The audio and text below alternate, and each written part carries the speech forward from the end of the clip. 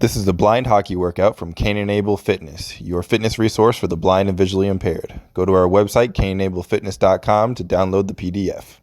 All right, first key exercise is going to be a Bulgarian split squat. This is going to be our bread and butter in order to get better as a hockey player. It's going to work single leg strength and even endurance, depending on our rep ranges, in order to make you much more athletic and really mimic that skating while not having to get on the ice. So what this is also called is a rear foot elevated split squat. We're going to keep calling on Bulgarians. So what I can do is have a small box that's nice and stable for me. You can even, if you're really flexible, use a bench that's a little bit higher, and then we're going to pop our foot up onto that while the other leg comes out to be in a nice long athletic lunge. Notice then that top foot is going to get a really nice stretch while the front foot has to be even more dominant to make sure that we're doing the movement properly.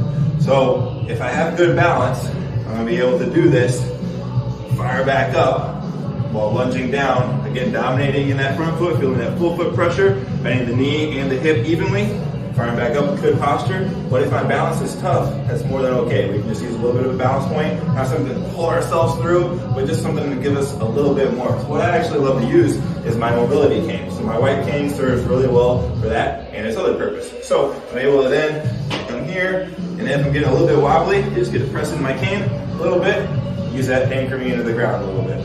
Now, what we can do as we're getting better and better at these, we don't want to be doing sets of 20, 25, those aren't going to get us really strong. Instead, we can start adding weight in one of our hands. Again, if you have really good balance, both hands, but just for safety, we're going to keep using the balance point and a little bit of extra weight. So I'm going to be here, get nice and tall, proper posture, fire back through.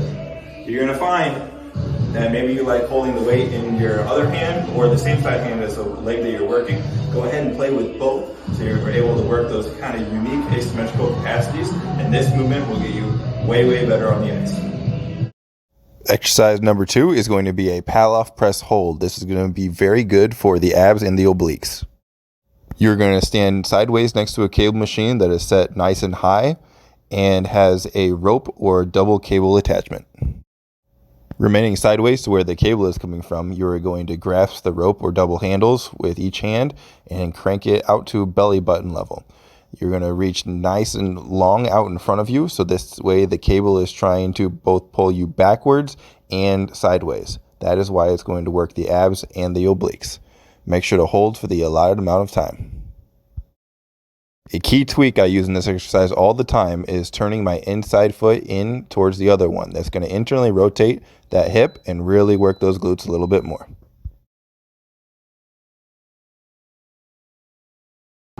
Exercise 3 is going to be an H-hold. This is a bit more of an advanced plank variation where all we're going to do is get in that normal front plank and then take opposite arm, opposite leg off the ground. So we're having to balance those opposite sides, which is very demanding, but also we get a lot more out of the exercise a lot quicker. So what I'm going to do is I'm going to hop into my good front plank. All I'm going to do then is I'm going to pick up right arm, left leg. Hang out there with them just off the ground. And then what I'm going to do is reset, get nice and stable again, and switch. You're going to do that for the allotted amount of time in the program. Exercise 4 is a bent over cable row. You're going to stand nice and tall with the cable coming from a low point, back away to have enough room, bend at the hips to point your chest toward where the cable is coming from, and then row, driving your elbows back and behind you, squeezing that back together.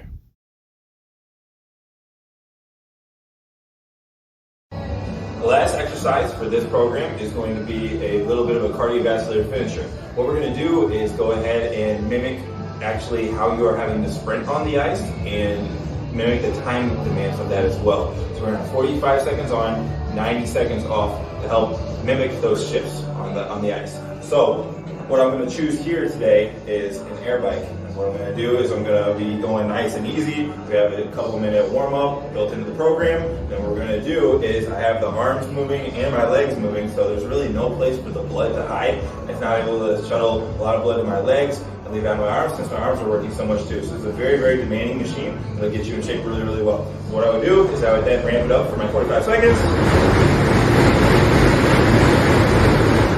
Trying to go as hard as I sustainably can for that 45 seconds, and then going nice and easy. We don't want to just get stale and stop. We want to make sure that we're moving nice and easy for that 90 seconds, and then do as many shifts as is prescribed in the program.